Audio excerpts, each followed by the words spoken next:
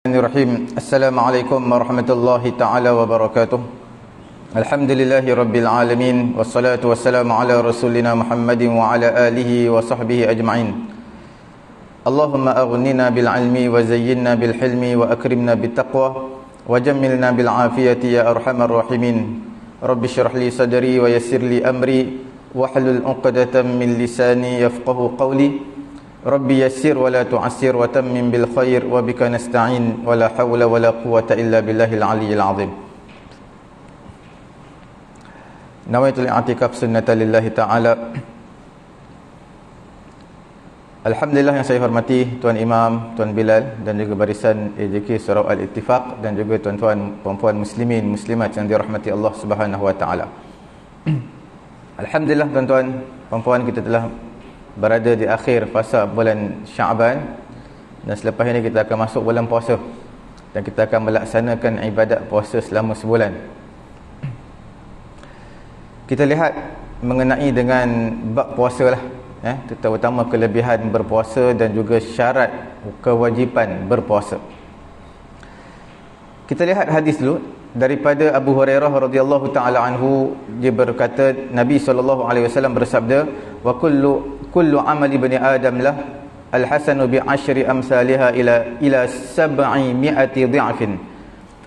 Setiap amalan anak Adam ini semua untuk dia, untuk orang yang membuat kebaikan tersebut.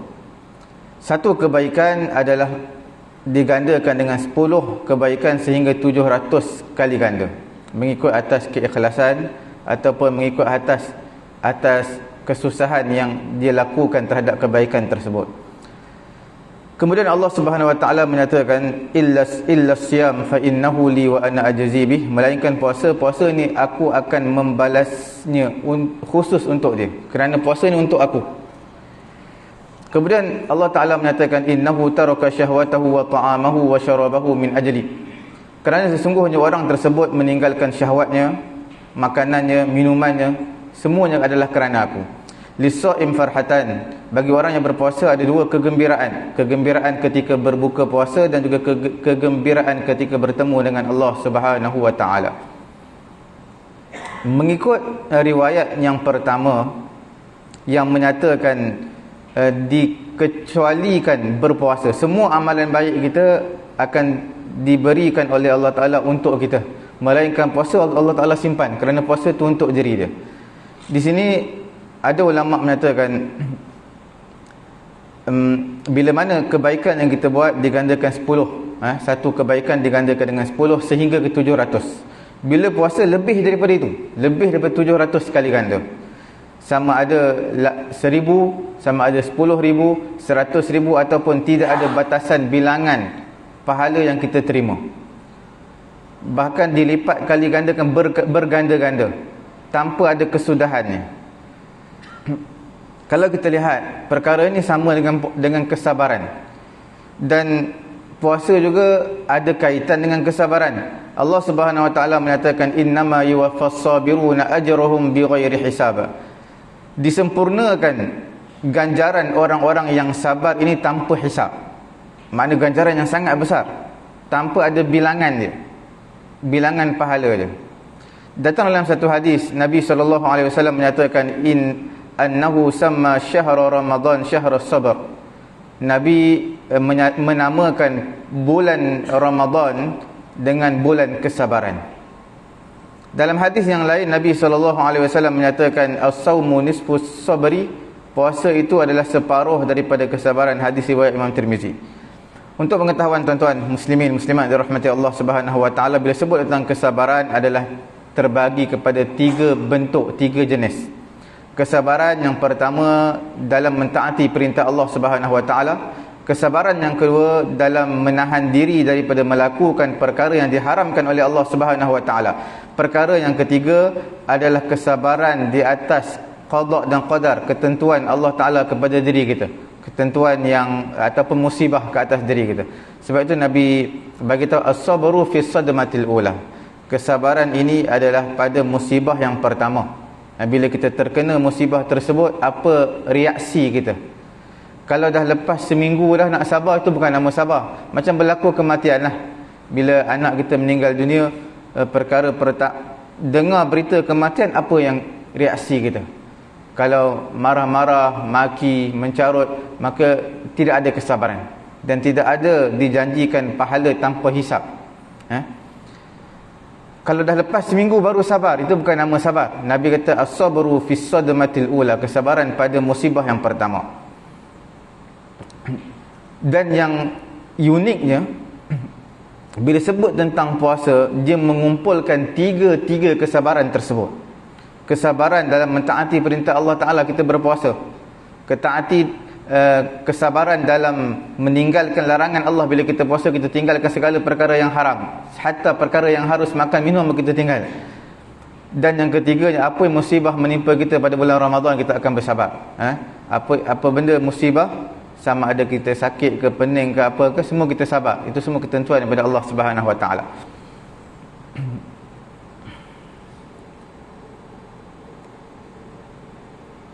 Dan Nabi menyatakan mengenai kelebihan Ramadan ini, wa huwa syahrus sabri, puasa adalah bulan kesabaran, wa sabru sawabuhu al-jannah, kesabaran pahalanya adalah syurga Allah Subhanahu Wa Ta'ala.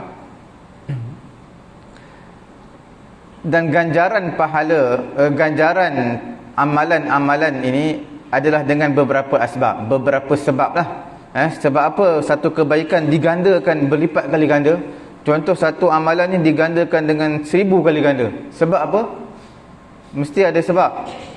Di antaranya, yang pertama adalah sebab tempat yang dia beramal pada tempat tersebut. Contohnya, ketika mana berada di tanah haram, di Mekah ataupun di Madinah, kan kelebihannya dilipat kali gandakan. Sebab apa dilipat kali gandakan? Kerana amalan dilaksanakan pada tempat yang mulia, tempat yang istimewa. Bila tempat yang istimewa, kita semayang di sana, tak sama kita semayang tempat kita. Sebab apa tidak sama? Kerana dijanjikan oleh Allah Ta'ala ataupun dijanjikan oleh Nabi ganjaran yang lebih. Cuma ganjaran yang lebih ni kita tak boleh buat-buat, tak boleh qiyas, tak boleh ikut logik. Itu apa yang disebut daripada Quran dan juga hadis lah. Kalau kita lihat puasa pada 10 Muharram, hari Ashura, diampunkan dosa 1 tahun. Puasa hari 9 Zulhijjah, diampunkan dosa 2 tahun. Semua itu datang daripada hadis Nabi. Kita tak boleh guna logik akal kita. Perkara yang pertama, sebab dilipat gandakan amalan kerana tempat tersebut mulia, seperti tanah haram.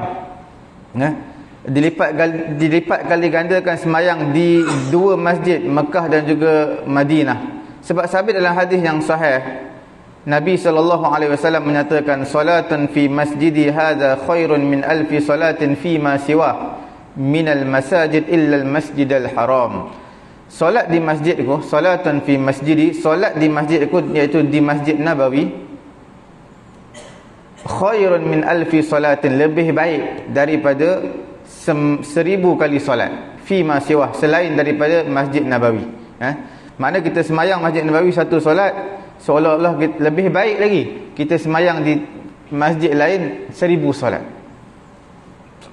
Cuma Nabi menyatakan melainkan Masjidil Haram. Masjidil Haram teristimewa daripada Masjid Nabawi.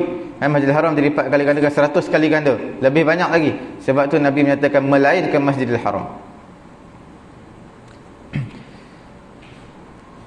Seperti itulah kalau kita lihat, diriwayatkan puasa juga yudha'afu bil haram, dilipat kali gandakan di tanah haram. Puasa di tanah haram dengan puasa di Malaysia memang tak sama lah. Sebab di tanah haram tempat istimewa. Kalaulah sembahyang dilipat kali gandakan, puasa pun dilipat kali gandakan. Bukan kata puasa, ibadat-ibadat yang lain lah, yang disebutkan dalam hadis Nabi adalah sembahyang. Kita boleh kiaskan dengan ibadat-ibadat yang lain. Dalam Sunan Ibnu Majah dengan sanad yang lemah daripada Ibnu Abbas, man adraka Ramadan bi Makkah fa shamahu wa qama minhu ma tayassara kataballahu lahu mi'ata alfi syahri Ramadan fi ma siwah. Tapi hadis ni hadis yang tidak kuat, hadis marfu'.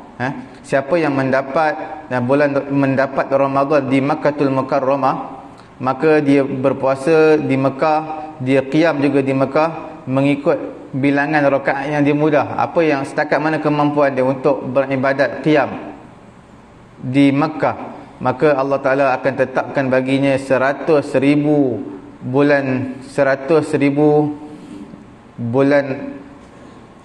Ramadan untuk dia. Ini semua tapi hadis ni hadis tidak kuat lah. Cuma yang kita boleh gambarkan, dilipat kali gandakan amalan. Cuma dalam hadis ni dia kata sampai 100,000 bulan Ramadan. Banyak sangat. Begitu juga umrah pada bulan Ramadan sama menyamai haji. Itu semua kelebihan dan menunaikan umrah dalam bulan Ramadan. Cuma sesaklah bulan Ramadan ni bila kita menunaikan umrah dah hampir macam haji ataupun sama macam haji lah, terlampau pack. Yang kedua sebab digandakan sesuatu amalan adalah kerana kemuliaan masa tu menjadi istimewa, seperti bulan Ramadan, seperti mana 10 Zulhijjah, 1 sampai 10 Zulhijjah. Dalam hadis Salman Al-Farisi, hadis yang marfu' mengenai dengan kelebihan bulan Ramadan, ada disebutkan man tatawwa'a fihi bi khaslatin min khisalil khair. Siapa yang buat ibadat sunat pada bulan Ramadan disamakan dengan satu ibadat. Man tatawwa'a fihi bi khaslatin min khisalil khair, siapa yang buat apa-apa kebaikan, ibadat sunat kebaikan, kana kaman adda faridatan fi ma siwah, sama seolah-olah dia menunaikan ibadat fardu pada bulan yang lain.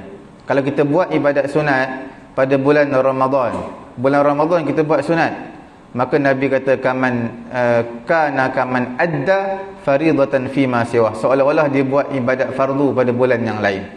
Pahala dia, sebab ibadat fardu, ibadat sunat, ibadat fardu lebih afdal, lebih baik. Tuan-tuan tanya, solat fardu subuh, solat qabliyah subuh, solat fardu subuh lebih afdal. Puasa 9 Zulhijjah, 10 Muharram dengan puasa bulan Ramadan, puasa bulan Ramadan lebih afdal sebab dia fardu. Setiap ibadat fardu lebih tinggi berbanding ibadat sunat. Jadi kita menunaikan ibadat sunat pada bulan Ramadan menyamai dengan ibadat fardu pada bulan yang lain. Kemudian dalam hadis ini, hadis Salman Al-Farisi menyatakan wa man adda fihi faridatan kana kaman adda 70 faridatan fi ma siwa. Siapa menunaikan ibadat fardu dalam bulan Ramadan, kaman adda 70 faridatan fi ma siwa, seolah-olah seperti mana dia menunaikan ibadat 70 ibadat fardu pada bulan yang lain. Dan ini hadis riwayat Imam Tirmizi. Pernah ditanya kepada Nabi, ayu sadaqah afdal, sedekah apa paling afdal? Sadaqatun fi Ramadan, sedekah pada bulan Ramadan. Dalam Sahih Al-Bukhari dan juga Muslim daripada Nabi SAW, umratun fi Ramadan ta'dilu hajjatan. Siapa menunaikan umrah pada bulan Ramadan maka menyamai dengan pahala haji. Ini semua kelebihan ibadat yang besar dalam bulan Ramadan. Sedekah kan ibadat besar. Nabi kata sedekah afdal adalah pada bulan Ramadan. Umrah juga ibadat yang besar, menyamai ibadat haji. Ini semua adalah digandakan sesuatu ibadat amalan adalah kerana keistimewaan sesuatu masa Ramadan dia teristimewa, maka manfaatkan dengan sebaik yang mungkin. Sebab kita tak tahu Ramadan akan datang 2025 sama ada sempat ataupun tidak. Sama ada kita sempat Ramadan 2025 ataupun sekadar 2024 yang kita sempat. Itu pun kita tak tahu lagi. Kita doa ajalah Allahumma barik lana fi Sya'ban wa ballighna, sampaikan kami ke bulan Ramadan. Jadi bila mana kita berada pada bulan Ramadan, gunakan dengan sebaik yang mungkin lah. Kita tadarus Quran, kita baca Quran, kemudian kita solat tarawih qiyam bersama dengan imam. Qiyam bersama dengan imam ni kelebihan dia besar. Man qama ma'al imam, siapa yang sembahyang qiyam bersama dengan imam, kutiba lahu qiyamul lailatin, ditulis baginya ditulis baginya ibadat sepanjang malam. Mana dia seolah-olah beribadat sepanjang malam. Tapi dengan syarat lah. Syaratnya diikut daripada awal sampai akhir. Jangan imam kalau buat 20 dia buat 8. Imam kalau buat 8 dia buat 4. Dia buat separuh. Kena ikut imam daripada awal sampai ke akhir. Sampai ke witir maknanya, bukan sekadar tarawih sampai ke witir. Maka akan ditulis baginya ganjaran hidup beribadat sepanjang malam. Cuma dalam masa yang sama, tuan-tuan perlu tahu dalam bab beribadat ini, jangan terlampau kita tekan diri kita. Ketika mana kita mengantuk, kita tidur dulu. Jangan pula mengantuk sangat, baca juga Quran. Baca juga Quran. Dah mengantuk, paksa juga semayang. Jadi bila mana kita paksa diri kita, hukumnya makruh. Sebab Nabi pun larang perkara ini. Sebab ada seorang, dia berdoa dalam keadaan dia mengantuk. Dia pun tak tahu apa yang dia doa. Dia nak doa kebaikan, last kali dia doa kemudaratan untuk diri dia. Sebab dia tersalah sebut. Sebab dia mengantuk. Bila mengantuk dia tak tahu dia sebut apa. Begitu juga bila baca Quran, kita tak tahu, kadang-kadang mulut bergerak, tengok terhenti, tak tahu kat page mana kita baca. Kemudian satu page dekat nak 20 minit, setengah jam. Sebab apa? Dia ulang benda yang sama, mengantuk. Jadi lebih baik kita berehat, tidur dulu. Sebab mata kita pun ada hak. Kita tunaikan hak mata, rehat seketika, tidur seketika. Kemudian kita sambung balik baca Quran. Cuma janganlah tidur sampai 3-4 jam. Baca Qurannya setengah jam je.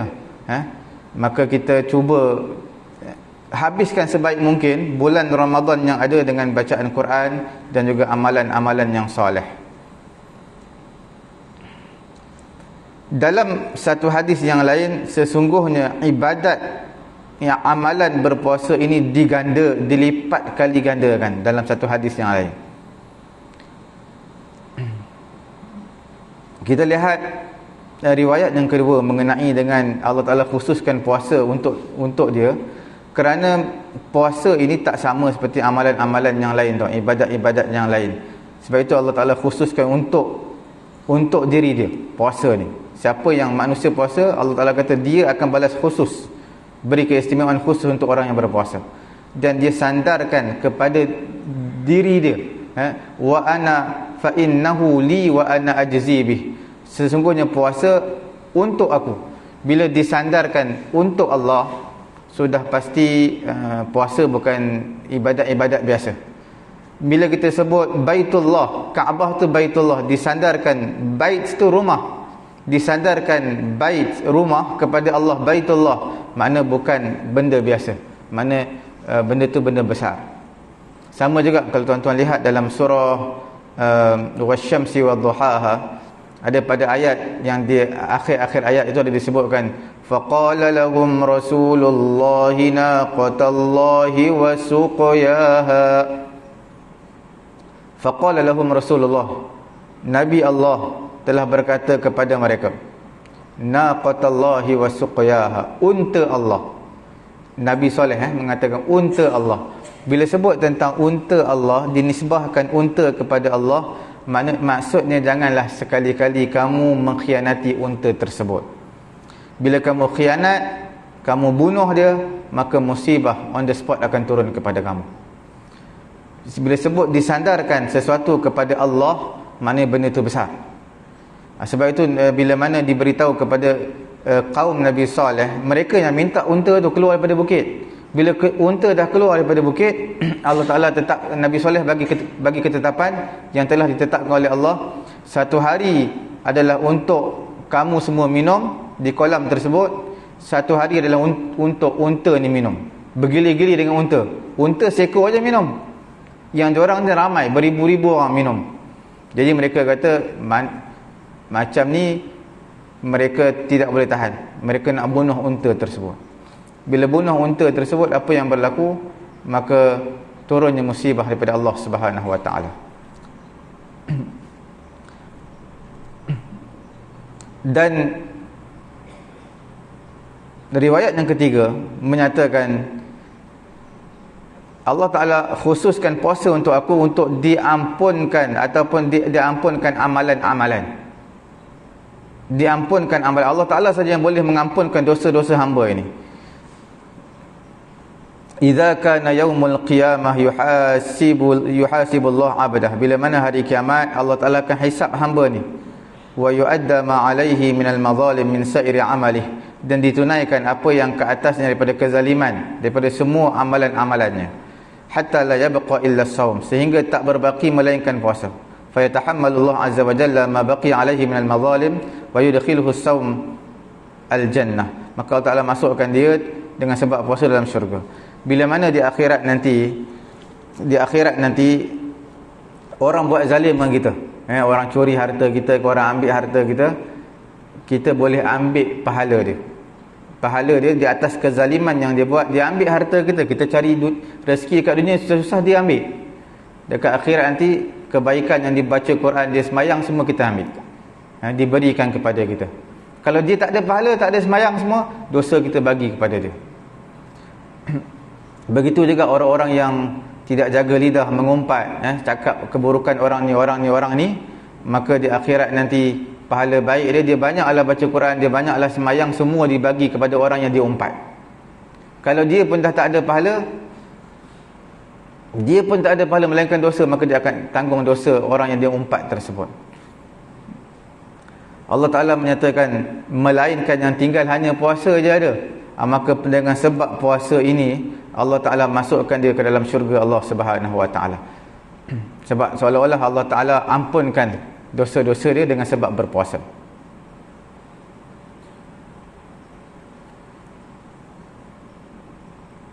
Antara hikmah berpuasa ini, antaranya adalah mujarradu tarki hududun nafsi, iaitu puasa ini adalah meninggalkan kehendak diri kita, kehendak syahwat kita lah. Ialah bila kita puasa, selalu kita nak makan yang sedap, kita nak minum yang sedap, bila kita tak puasa. Tapi bila kita puasa, perkara-perkara ni, walaupun makanan yang sedap, minuman yang sedap itu harus, tapi ditinggalkan. Bersama dengan isteri, walaupun harus dan mendapat pahala, tapi bulan Ramadan wajib ditinggalkan. Solat dengan puasa, dia ada perbezaan. Solat pun tak boleh makan, tak boleh minum. Cuma tempohnya tak sepanjang berpuasa. Bila puasa ni kita kena tahan diri pada pagi sampai malam, sampai maghrib. Jadi satu tempoh yang lama lah, memerlukan pengorbanan yang tinggi. Tapi untuk pengetahuan tuan-tuan muslimin muslimat dirahmati Allah Subhanahu Wa Taala, puasa ini walaupun dia berat, tapi bila mana semua buat, maka dia akan jadi ringan. Contoh bila puasa pada bulan Ramadan, semua kedai tutup. Kita nak sarapan, nak cari makanan pun susah, melainkan mungkin ada 1-2 kedai buka. Tapi kebanyakan semua tutup. Kemudian tak ada pun kita nampak orang beli nasi lemak, beli roti canai sarapan pagi, tak ada. Jadi bila tak ada, kita keluar pergi mana pun, tak ada orang makan, tak ada orang beli bungkus, tidak ada orang makan di situ, dan tak ada kedai yang buka. Menunjukkan kita pun tak ada terlintas untuk sarapan pagi, sebab kita dah tahu semuanya akan berpuasa. Jadi kita akan jadi ringan, puasa tersebut jadi mudah. Tapi bila masuk bulan Syawal, kedai-kedai semua dah buka. Jadi bila nak semayang jemaah, lepas semayang orang ajak sarapan pula. Jadi kita dah rasa berat. Sebab kita tak sama-sama berpuasa. Bila sama-sama, maka dia akan jadi ringan. Bila dalam satu jemaah, satu surau tu mungkin 2-3 orang je puasa sunat, yang lain belum start lagi, jadi dia agak berat, susah. Itu perbezaan je puasa fardu dengan puasa sunat. Puasa fardu walaupun lama sebulan, tapi mudah. Berbeza dengan puasa Syawal, hanya 6 hari, tapi susah nak habiskan 6 hari tersebut. Menghitung hari, satu hari, dah berapa hari ni? Baru 4 hari, lamanya. Rasa dah macam sebulan, baru 4 hari. Sebab puasa sunat. Tuan-tuan kena tahu, ibadat sunat dia susah. Macam semayang fardu juga. Semayang fardu tuan-tuan tahu wajib, semua kena buat. Macam mana pun susah nak bangun subuh, tuan-tuan bangun juga semayang fardu. Walaupun kadang-kadang sebahagian kita tak nak pergi masjid surau pun tak apa, semayang subuh dia semayang. Cuma sunat tu kadang-kadang dia nak buat tu berat.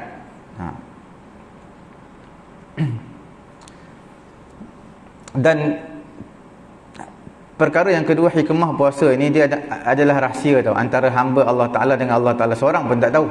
Kalau tuan-tuan pergi kerja, orang tak tahu. Orang makan depan tuan, orang tak tahu yang tuan-tuan sedang puasa. Kalau semayang orang tahu kita sedang semayang, tapi puasa tak ada siapa tahu, melainkan tuan-tuan je tahu. Melainkan tuan-tuan bagi tahu saya sedang berpuasa, tu baru dia tahu. Kalau tak bagi tahu memang orang tak tahu kita sedang berpuasa. Antara itu dah dipanggil rahsia kita dengan Allah Subhanahu Wa Taala. Dan mengenai dengan hikmah berpuasa ini, antaranya untuk memecahkan nafsu lah. Sebab bila kita kenyang sudah pasti mendorong kepada perkara-perkara yang dosa. Sebab perut dah kenyang, dia nak buat tu nak buat ni macam-macam, dia macam-macam perkara yang dia nak lakukan bila dia kenyang. Tapi bila kita lapar, semua kehendak-kehendak nafsu kita akan dipecahkan. Cuma sebab tu Nabi memberitahu man istata'a minkum alba'ah, siapa yang ada kemampuan untuk dia ada kemampuan lah, sama ada zahir dan batin, falyatazawwaj, hendaklah dia kahwin. Siapa yang tak mampu, wa man lam yastati' fa'alaikum bis-shaum, siapa yang tak mampu hendaklah dia berpuasa, fa'alaikum bis-shaum fa innahu lahu wija', kerana dalam puasa tu ada kekuatan untuk memecahkan syahwat. Tapi tuan-tuan, untuk memecahkan syahwat dengan puasa bukan perkara yang mudah. Bukanlah dengan hanya sekali sehari dua tuan-tuan berpuasa dah boleh pecahkan kehendak nafsu syahwat, tak. Sama juga seperti bulan Ramadan. Tuan-tuan berpuasa hari yang siapa yang tak biasa puasa sunat lah, kalau dia puasa bulan Ramadan, hari pertama, kedua, ketiga confirm rasa letih, penat, penat, letih, lesu, tidur. Tapi bila dah masuk minggu, dah seminggu berpuasa bulan Ramadan, dia akan rasa segar, kuat. Sebab apa? Dah selalu puasa. Sama juga dengan untuk memecahkan syahwat nafsu. Bukan puasa je dapat memecahkan syahwat, memecahkan kehendak nafsu kita, tak. Dia hanya melalui beberapa fasa lah. Selepas tuan-tuan dah biasa berpuasa sunat, maka barulah perkara tersebut akan datang. Bukan dengan sehari dua kita lakukan. Samalah seperti bulan Ramadan. Kemudian bila mana hikmah kita berpuasa ni, hati kita sentiasa kosong dan juga berfikir, berzikir, hanya ingat kepada Allah Subhanahu Wa Taala. Sebab kita nak buat macam-macam pun kita akan fikir, penat, letih. Jadi kita buat perkara-perkara yang simple, ibadat-ibadat yang simple. Dan bila kita berpuasa juga, orang kaya ni dia akan ingatlah kadar nikmat yang Allah Taala berikan kepada dia. Kita lihat, macam mana orang susah hanya kais pagi je. Kita pada pagi tidak makan sampai ke petang. Ada orang kadang sehari hanya makan sekali saja. Kalau kita tengok di mana, negara mana, Palestin, mereka nak dapat tepung pun susah makan. Mereka nak dapat nak makan, nak dapat bahan mentah cukup susah. Jadi kita akan teringat bila kita puasa perkara-perkara ini. Dan puasa juga akan menyempitkan saluran darah. Sebab apa menyempitkan saluran darah? Makna menyempitkan laluan darah untuk syaitan. Sebab inna syaitan yajri minal insan majrad dam. Nabi kata tempat laluan darah kamu adalah tempat laluan syaitan. Syaitan mengalir, berjalan di tempat laluan darah kamu. Fataskunu bisyam wasawisus syaitan. Maka syaitan tempat tersebut akan disempitkan laluan syaitan. Jadi dia tak dapat bisikkan kejahatan kepada kamu. Ialah sebab bila disebut tentang manusia, tak dapat dipisah dengan kejahatan hati manusia, sangkaan buruk. Sebab manusia tak ada yang sempurna. Nabi SAW sendiri pun, bila Nabi keluar daripada masjid Nabi bersama dengan isterinya Safiyah binti Huyai. Safiyah binti Huyai bila bertemu dengan dua orang Ansar, maka Nabi kata, tunggu dulu, ini adalah isteri aku. Nabi bagi tahu ini adalah isteri aku.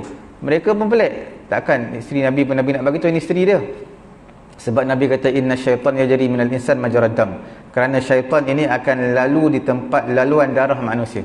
Makna walaupun aku seorang Nabi, tak terlepas dalam diri kamu untuk kamu bersangka buruk dengan aku, iaitu mungkin kamu fikir Nabi keluar dengan wanita lain ni. Sebab itu Nabi nak hilangkan sangkaan buruk. Mengelakkan sangkaan buruk satu sunnah. Bila kita lihat, kita buat satu perkara, takut-takut orang sangka buruk dengan kita bagi tahu dia. Aku buat ini kerana ini. Bukan supaya, walaupun mungkin kita tak sangka dia akan sangka buruk, tapi peluang untuk bersangka buruk tu ada. Mengelak sangkaan buruk itu adalah satu sunnah. Kita lihat sikit pada pagi yang mulia ini mengenai dengan syarat wajib berpuasa. Syarat wajib berpuasa. Perkara yang pertama, syarat wajib yang berpuasa ni adalah Islam. Islam wajib berpuasa. Orang kafir di akhirat dia akan tanya, Allah Ta'ala akan tanya, sebab apa tak berpuasa? Walaupun di kehidupan dunia mereka tak boleh puasa. Kalau puasa pun tak sah. Sebab apa tak sah? Sebab mereka tak Islam. Syarat dia kena Islam. Tapi tuntutan tersebut akan dituntut oleh Allah di akhirat nanti. Ada ulama kita dituntut dekat kehidupan dunia, tapi dengan syarat dia kena masuk Islam. Ini perbahasan usul fiqh lah, tapi perbahasan yang agak panjang. Cuma kita nyatakan di akhirat Allah Ta'ala akan tanya kepada mereka mengenai dengan kefarduan puasa walaupun mereka kafir. Dan tidak wajib kepada orang kafir untuk berpuasa melainkan mereka kena masuk Islam dulu. Dan tidak sah pun orang kafir berpuasa kalau dia berpuasa sebab dia tak masuk Islam lagi. Kalau dia masuk Islam, tidak wajib qada. Apa zaman dia kafir dulu. Mana kalau dia dia baru masuk Islam umur 30 tahun, dia tak perlulah qada sebelum-sebelum ni punya. Selepas balik tu tak perlu qada. Tak perlu qada puasa dia. Ini sebagai targhib lah, sebagai motivasi kepada mereka supaya menggalakkan mereka masuk Islam. Tetap dengan agama Islam. Sama perkara-perkara yang lain, semayang semua mereka tak perlu qada, melainkan orang murtad. Orang murtad dia dah masuk Islam dah umur sampai 30 tahun, kemudian murtad 5 tahun. 5 tahun tu dia kena qada. Qada apa? Puasa. Mana kalau 5 darab dengan 30 jadi 150 hari. Kalau umur 30 murtad, umur 31 dia murtad, 31, 32, 33, 34, 35, 5 tahun. 5 darab dengan 30 jadi 150 hari dia kena qada puasa. Semayang lagi banyak dia kena qada. Kalau dalam setahun ada 364-65 hari, maka dia kena darab dengan 5 waktu, kemudian darab lagi dengan 5 tahun. Maka dapatlah jawapannya, dia kena qada semayang. Sebab dia murtad ni dia yang cari pasal, bukannya Allah Ta'ala nak susahkan dia. Sebab dia yang murtad.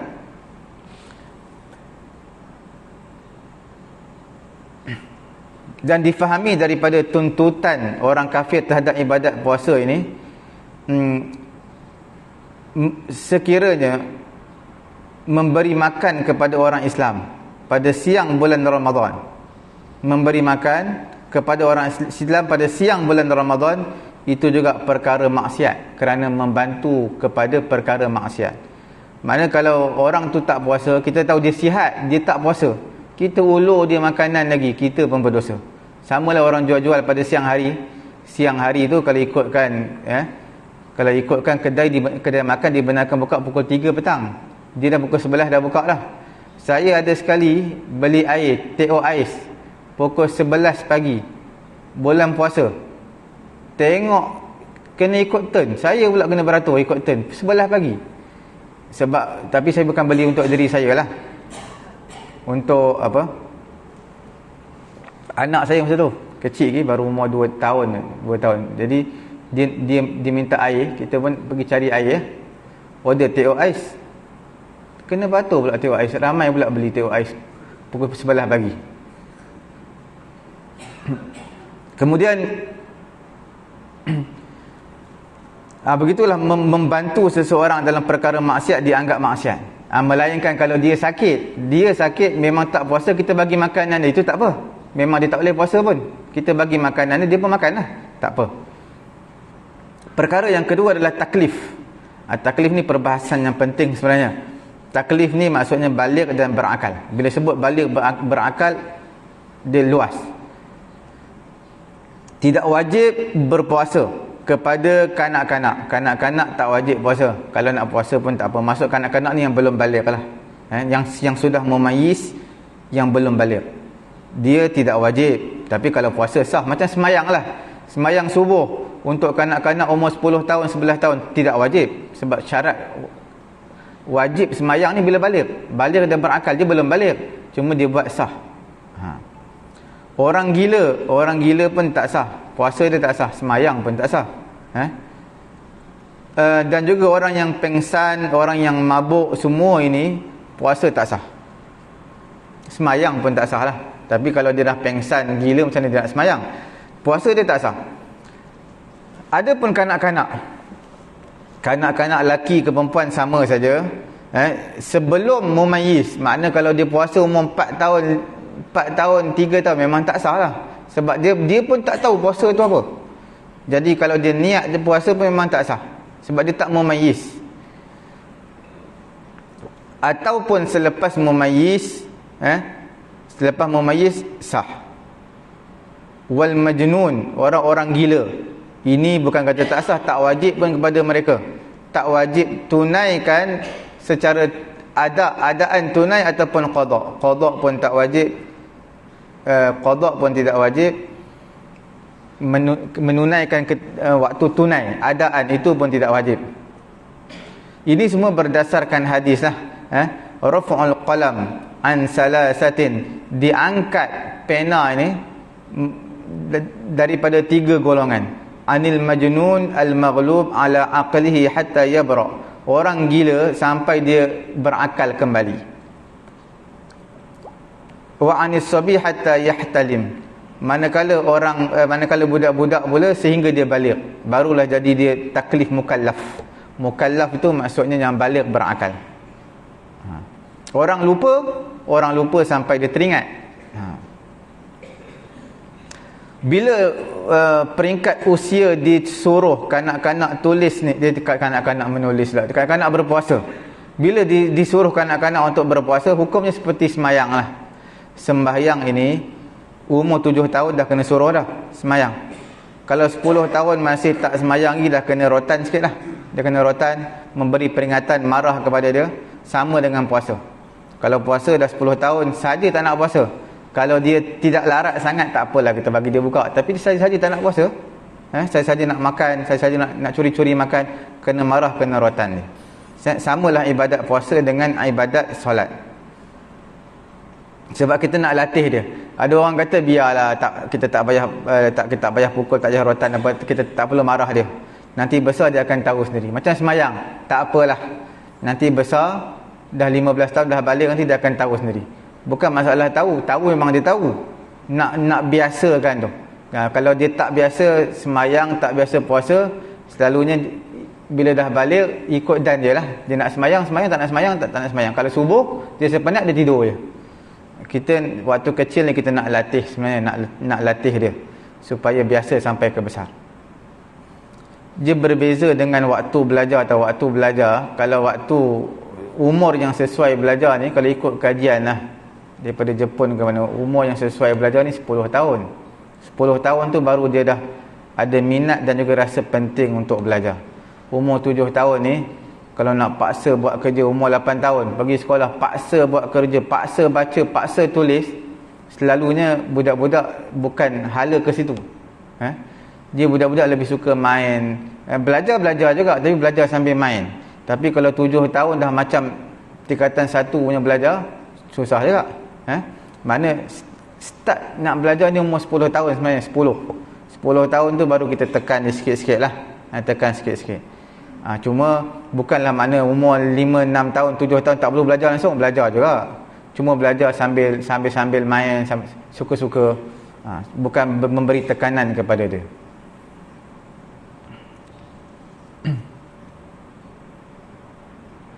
Okey. Kemudian kita lihat dalam masalah orang gila ataupun pengsan. Gila, pengsan, mabuk, dia ada 2 kategori. Ada jenis gila yang sengaja, dia makan ubat sampai gila, dia minum sampai gila, mabuk, ataupun dia makan ubat sampai pengsan. Ini semua wajib qada sebab dia sengaja cari, dia yang mencari. Ada pun mabuk, pengsan, gila yang tak sengaja, memang datang kepada dia, maka pada ketika itu tidak wajib qada. Cuma kalau tuan-tuan masih ingat waktu COVID-19 dulu, ada yang ditidurkan pada bulan puasa, ditidurkan. Maknanya bila ditidurkan, maknanya dia telah dipengsankan lah, komakan. Adakah wajib puasa ataupun tidak? Semayang wajib ke tidak? Kalau seseorang sakit sampai ditidurkan, Ditidurkan ni bukan tidur 2 jam 3 jam, tak. Tidur kadang-kadang sampai 2 hari 3 hari ditidurkan. Bila ditidurkan, mana tahap, kalau ke COVID tu mana stage yang keempat atau kelima lah teruk maknanya. Paru-paru tak berfungsi dengan elok bila sampai tahap ditidurkan. Cuma bagaimana sembahyang dan juga puasa dia. Sembahyang ni untuk pengetahuan tuan-tuan, sembahyang dia tidak wajib qada. Sebab apa tak wajib qada sembahyang? Contohnya doktor kata pesakit ini, pasien ni perlu ditidurkan. Pukul berapa? Pukul 8 pagi. Sedarnya bila? 5 hari lepas tu baru sedar. Lepas tu sembahyang, kalau 5 hari maknanya 5 waktu, darab 15. Bukan 15, 5 waktu darab 5 jadi 25 waktu. Adakah perlu untuk diqada solat ataupun tidak? Maka tak perlu qada solat. Solat tak perlu qada. Sebab apa tak perlu qada? Sebab dia disamakan dengan hukum puasa. Bukan samakan hukum puasa, disamakan dengan perempuan yang haid.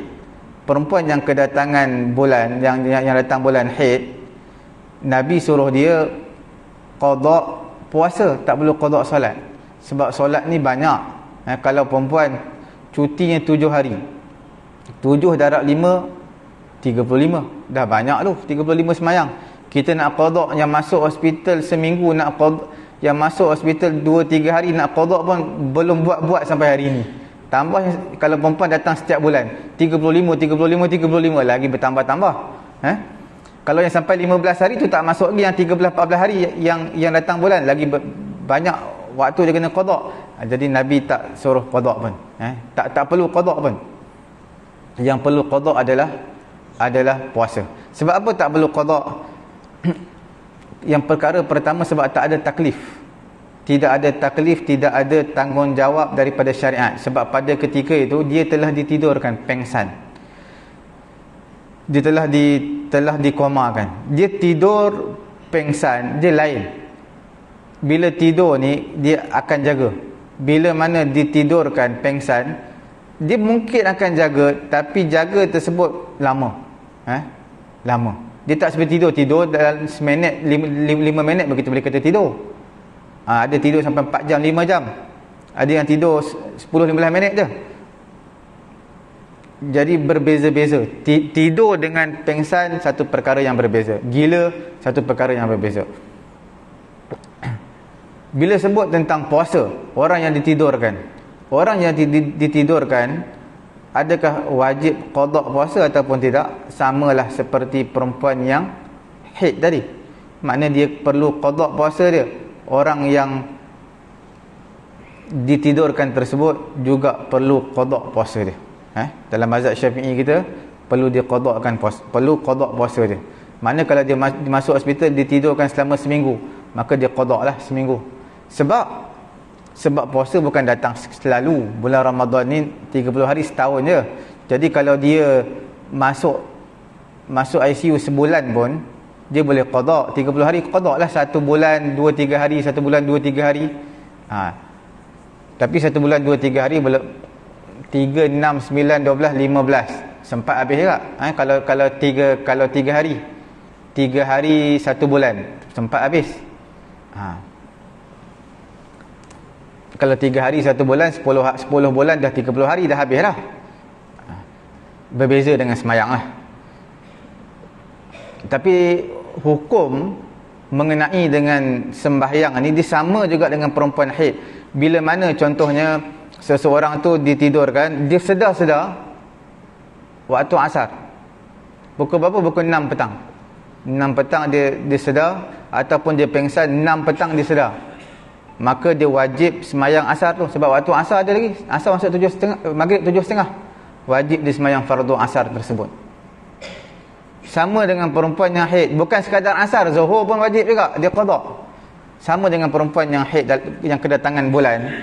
Bila kedatangan bulan, bila mana dia kering ataupun dia suci waktu asar, pukul 6 petang habis haid dia kena mandi. Dia kena mandi, kena semayang asar. Zuhur wajib qada. Begitulah pendapat majoriti di kalangan ulama, bukan sekadar mazhab Syafi'i, dalam mazhab yang lain, mazhab Hanbali dan juga mazhab Maliki perkara yang sama. Apa dalil dia? Dalil dia Nabi kata siapa yang mendapat satu rakaat mendapatlah waktu semayang tersebut. Maknanya kalau dia suci pukul 6, dia sempat mandi semayang sebab sempat untuk dapat satu rakaat tu memang sempat sangatlah. Jadi wajib dia sembahyang asar tu wajib, kemudian dia digabungkan dengan qada solat zuhur. Isyak dia qada dengan solat maghrib. Sebab apa?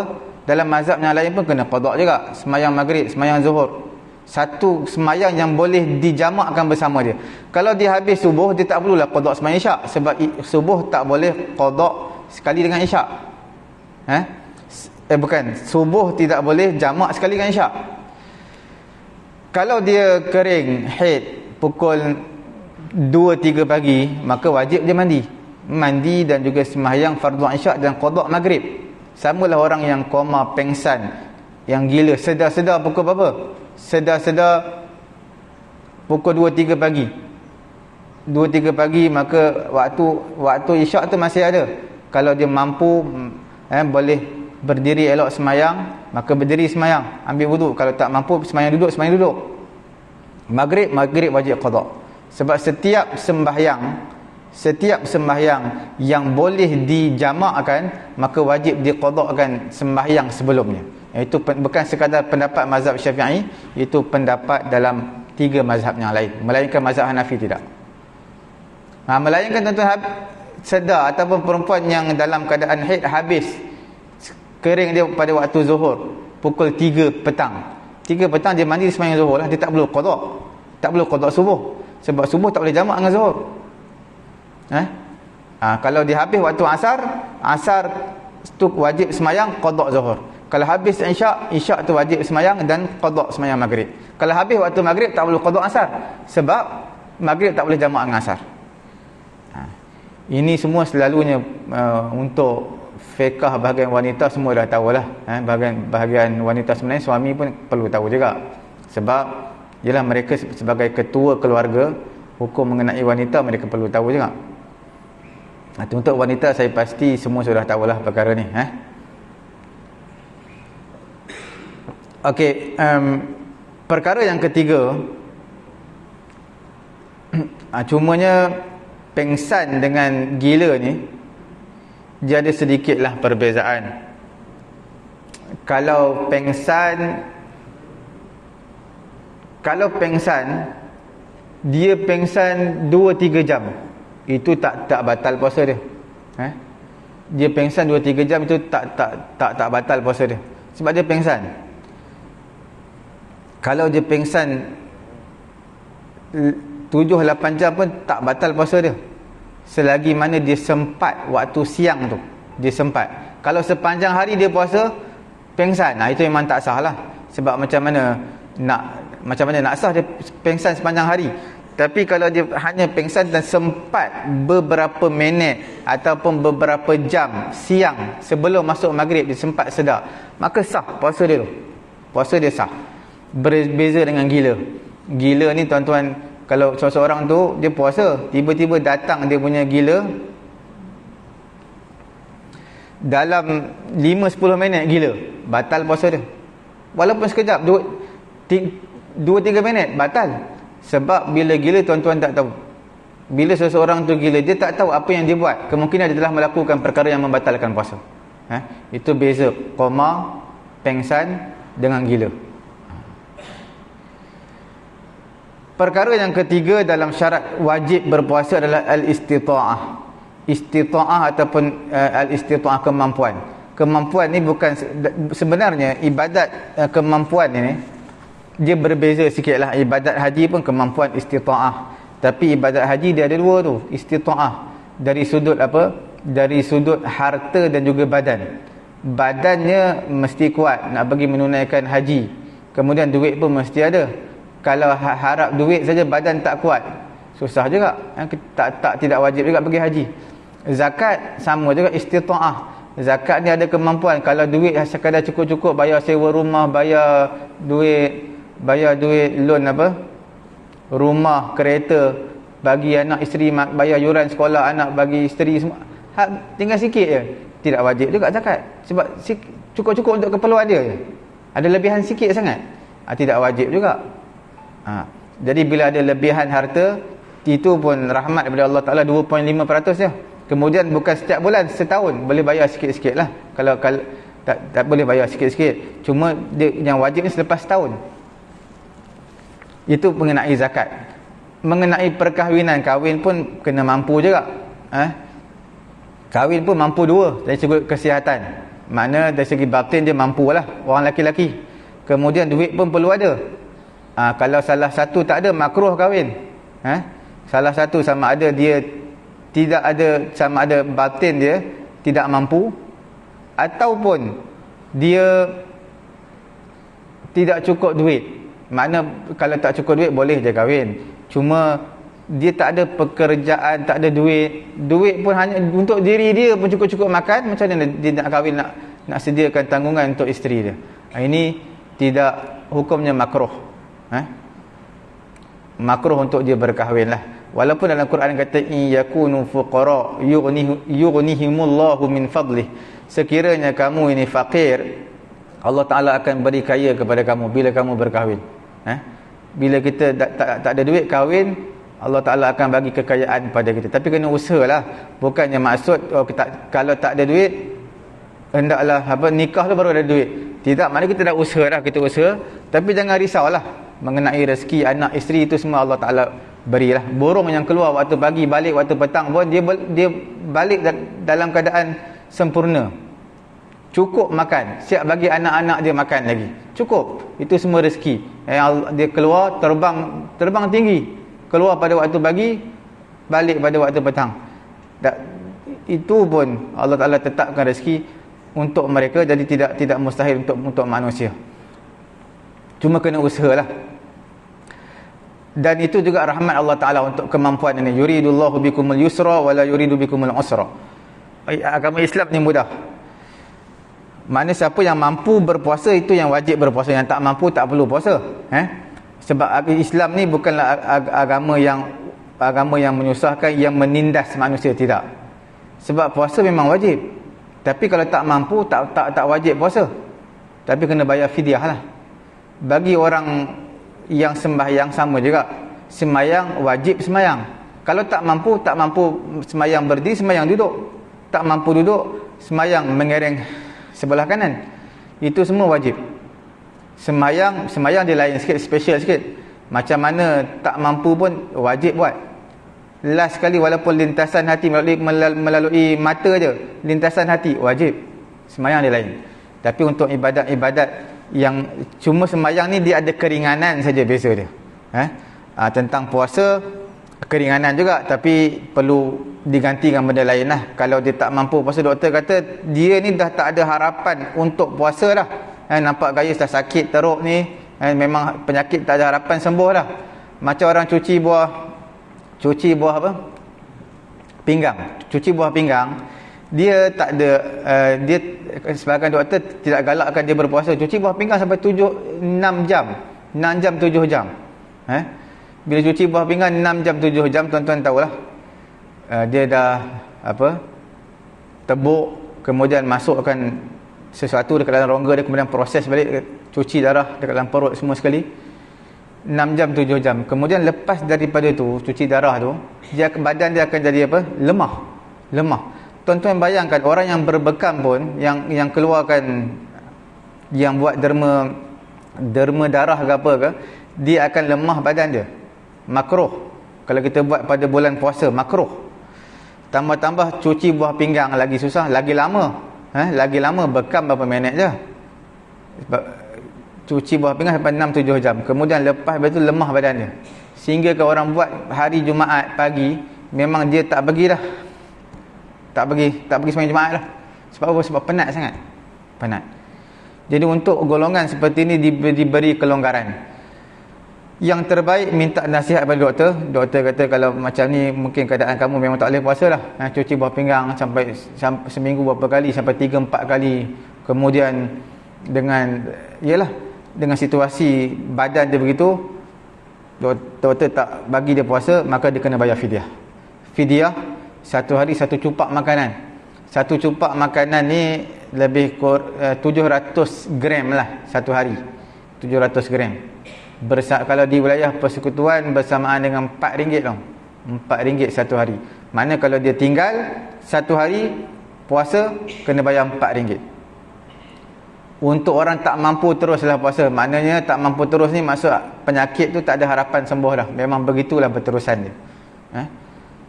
Satu hari RM4. Kalau 30 hari dah tak lambat. Cuma Quran kata faman tatawwa'a khairan fahuwa khairul lah. Sekiranya dia lebihkan lagi bayaran, itu lebih baiklah. Kalau satu hari bayar lebih lagi daripada RM4, RM4 tu dah wajib, lebihkan sikit. Itu lebih baik. Jadi kalau 4 ataupun 5 lah, kita ambil RM5, kita lebihkan. 5 darab 30 darab 5 berapa? 30 darab 5 150 RM150 lah. RM150. Itu untuk bayaran fidyah. Kalau zakat fitrah, dia bayar gantang, satu gantang menyamai dengan 4 cupak. Tadi orang tertinggal puasa, fidyah satu cupak 700 gram. Kalau zakat fitrah satu gantang menyamai 4 cupak. 4 cupak, satu cupak 700 gram. Kalau 4 cupak, makna 7 darab 4 lah, jadi 28. Jadi 28 kita panggil 2.8 kilogram. 2.8 kilogram. 2.8 lah. Kalau ikut zakat fitrah kita 2.7 dekat-dekat lah tu. Kemudian bayaran kalau RM7, kalau RM4 satu cupak, kalau 4 cupak bersamaan dengan 4 darab 4 lah, jadi 16 ringgit. Tapi bayaran zakat fitrah kita 7, 14, 21. Dia boleh bayar 3, boleh buat pilihan. Tuan-tuan nak bayar RM7 boleh, nak bayar RM14 boleh, nak bayar RM21 boleh. Yang mana tuan-tuan rasa beras yang tuan-tuan makan lah. Tapi sebenarnya zakat fitrah ni bukan beras kita makan. Sepatutnya lah beras, dalam kitab-kitab fiqh lah, beras yang sesuatu tempat itu mereka makan makanan beras tersebut, jenis beras tu, bukan makanan kita. Tapi ulama kata tidak jadi masalah, kita ukur dengan makanan beras kita lah. Tapi hukum asalnya adalah beras ghalib. Ghalib ni kebiasaan sesebuah tempat, bukan makanan, bukan beras yang kita makan. Tapi sebagian ulama kata tak apa. Jadi sebab tu kita ambil 7, 14, 21 tu. Ada RM7, ada RM14, ada RM21 bayar zakat fitrah. Kemudian yang keempat ada sihat tubuh badan. Yang kelimanya adalah bermukim atau bermustautin. Orang yang bermusafir tak wajib dia berpuasa. Dengan syarat dia keluar sebelum subuh. Jangan dia keluar pula lepas subuh, dia dah makan sarapan pagi, eloklah lepas zuhur baru keluar. Tak boleh lah. Maknanya dia keluar sebelum subuh, baru dibenarkan untuk dia tinggal tak berpuasa. Walau bagaimanapun, berpuasa itu lebih baik, jauh lebih baik. Berpuasa lebih afdal, lebih aula berbanding dia tidak berpuasa pada bulan Ramadan ketika bermusafir. Ada apa-apa soalan? Itu 5 syarat 5 syarat kewajipan untuk dilaksanakan kewajipan berpuasa. Kalau tak cukup 5 syarat, maka tak adalah kewajipan berpuasa.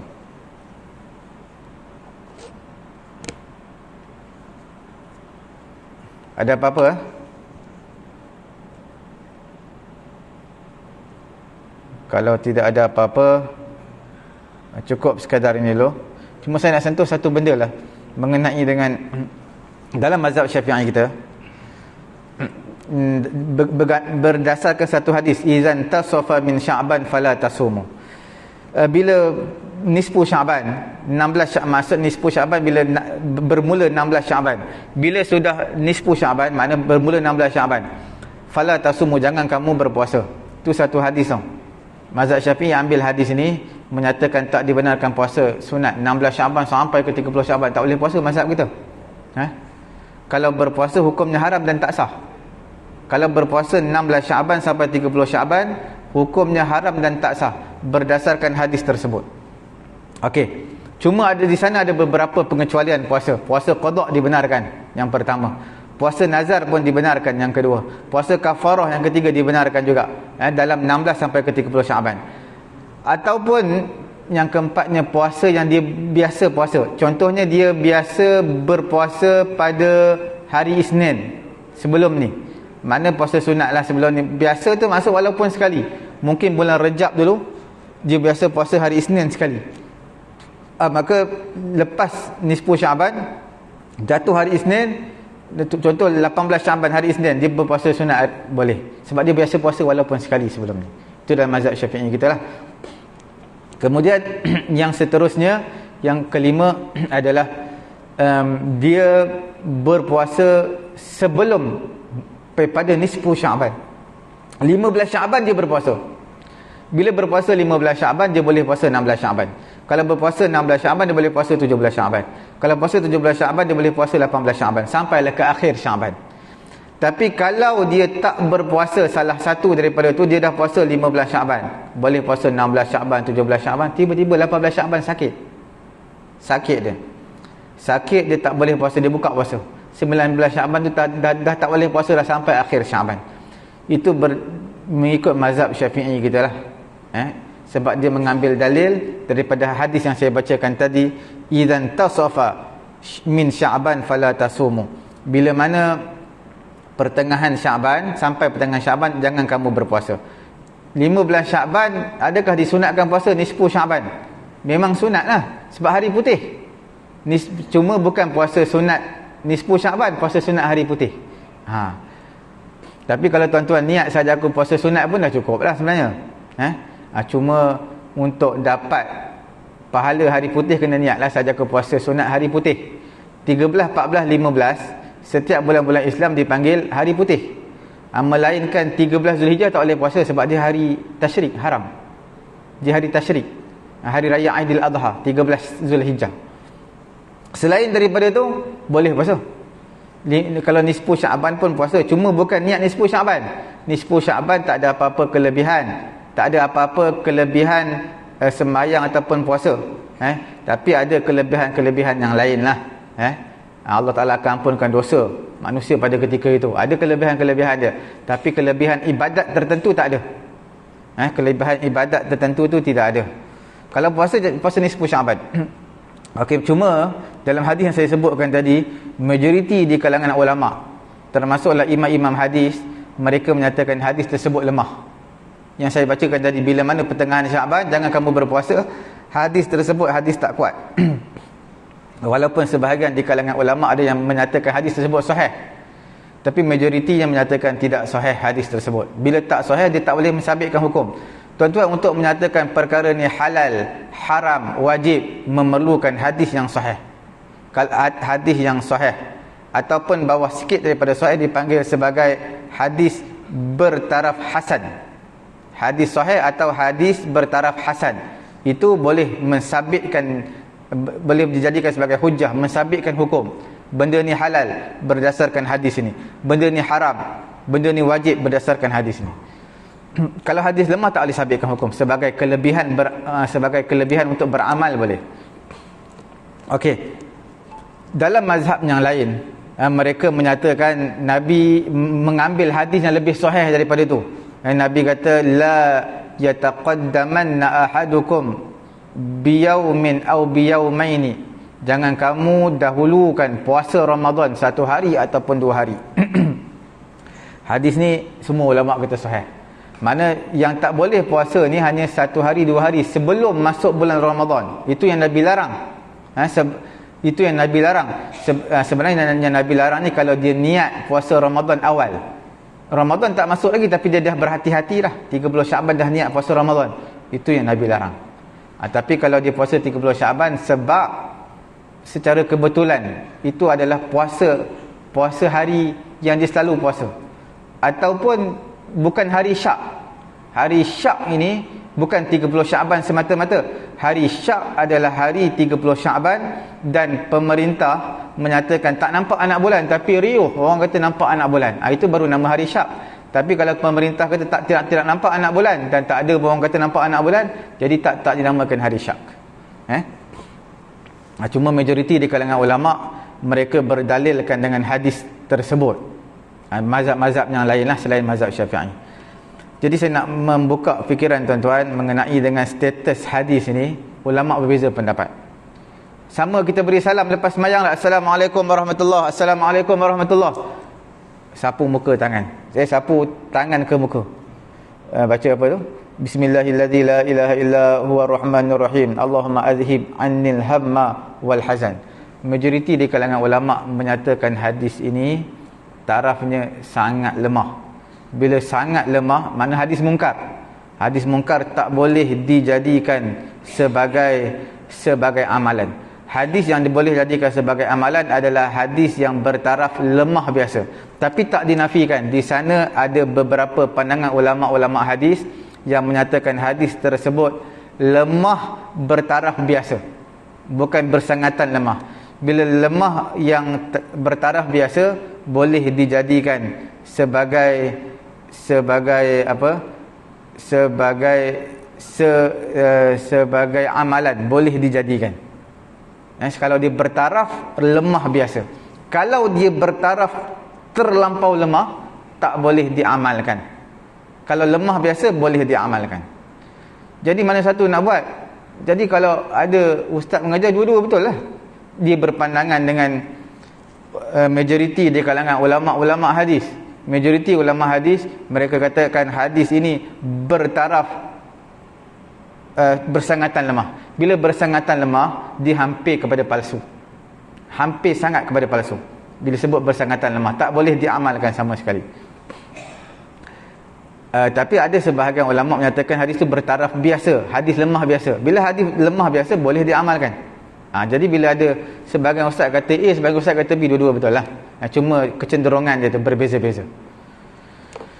Saya kira cukup sekadar ini dulu.